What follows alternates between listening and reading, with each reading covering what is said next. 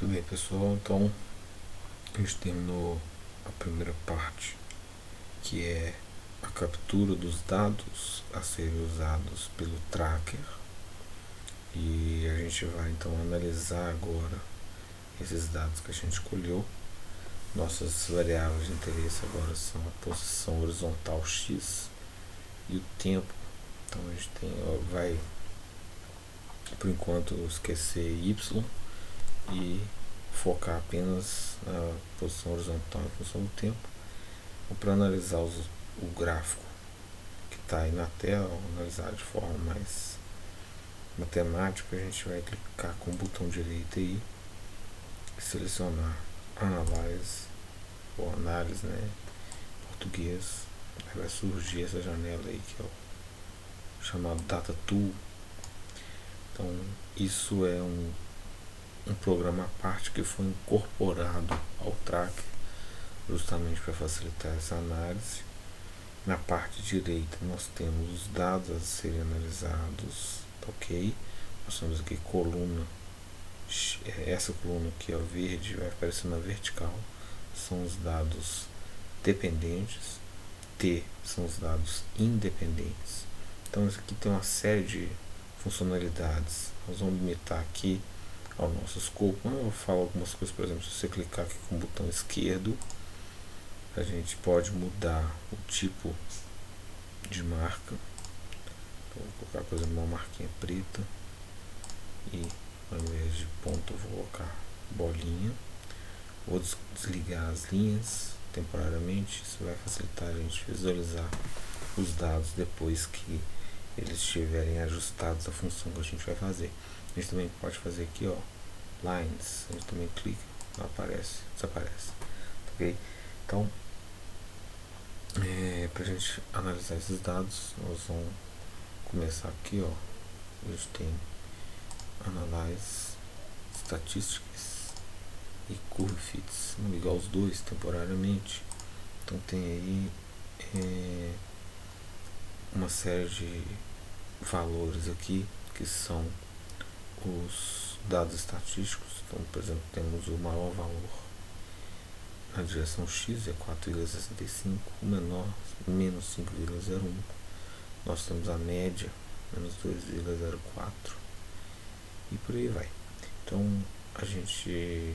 menos 2,04 vezes 10 é menos 1. Então, a gente tem os mesmos, os correspondentes para o t, né? Então, tem o maior valor de t, menor valor de t, etc.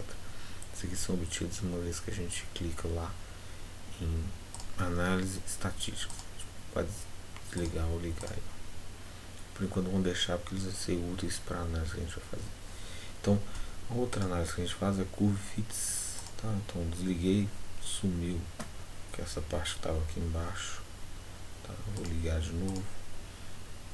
Então o Curve Fits ele tenta fazer um ajuste dos dados em uma curva que representa uma função matemática. No caso, ele está aqui ajustado para uma linha.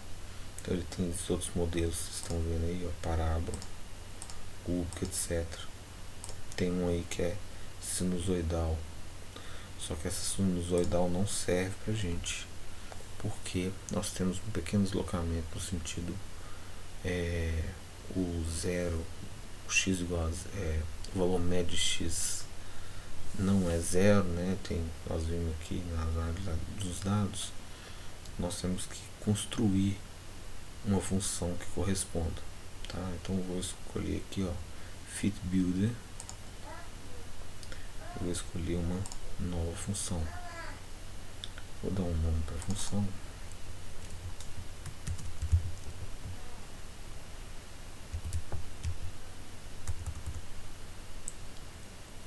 Send. É um seno deslocado. Aqui eu vou incluir os parâmetros que eu vou usar na função. Então vou usar aqui um x máximo. Vou usar aqui um ômega que eu vou representar por w. Vou usar um φ que eu vou representar por φ φ mesmo. Tem também aqui um parâmetro deslocado D. Então ele vai representar o deslocamento do gráfico em relação ao zero do eixo x, vocês vão ver já já. Então agora que eu já tenho o nome da função, tem expressão para ela, eu vou escrever aqui.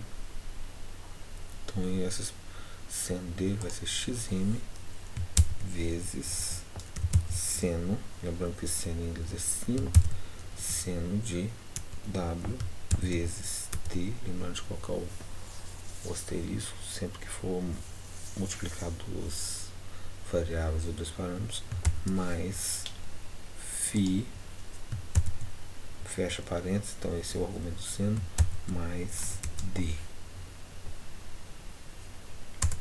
Enter. Então agora eu já tenho uma expressão.